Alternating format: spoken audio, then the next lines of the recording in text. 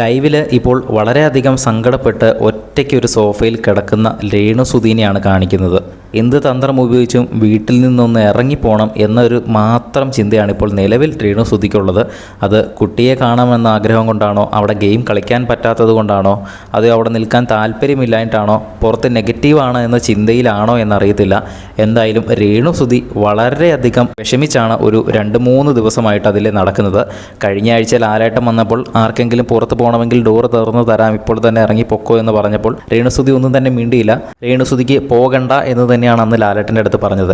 പക്ഷേ ഇപ്പോൾ അതല്ല സ്ഥിതി. ഇപ്പോൾ കുറച്ചും കൂടെ കാര്യങ്ങൾ വഷളായി എന്ന് തന്നെ പറയാം. കാരണം 3-4 ദിവസമായിട്ട് വളരെയധികം ഡിപ്രസ്ഡ് ആയിരിക്കുന്ന, പുറത്ത് പോകണം എന്ന് എപ്പോഴും തന്നെ പറഞ്ഞുകൊണ്ടിരിക്കുന്ന ഒരു രേണു സുധീനെയാണ് കാണുന്നത്. ഗെയിമൊന്നും ഒട്ടും ആക്റ്റീവ് അല്ലാതെയാണ് കളിക്കുന്നത്.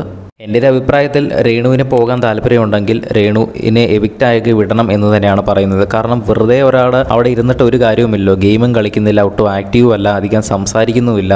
അങ്ങനെ ഒരാൾ അതിൻ്റെ അകത്തുണ്ട് എന്ന് ആരെങ്കിലുമൊക്കെ അങ്ങോട്ട് വന്ന് ചൊറിയുമ്പോഴാണ് നമ്മൾ അറിയുന്നത് തന്നെ. അതുകൊണ്ട് രേണുവിനെ ക്വിറ്റ് ചെയ്യാൻ അനുവദിക്കണം എന്നാണ് എൻ്റെ അഭിപ്രായം. നിങ്ങളുടെ അഭിപ്രായം എന്താണെന്ന് താഴെ ഒന്ന് കമൻറ്റ് ചെയ്യുക. കൂടുതൽ ബിഗ് ബോസ് വാർത്തകൾക്കായിട്ട് ചാനൽ ഒന്ന് സബ്സ്ക്രൈബ് ചെയ്യുക.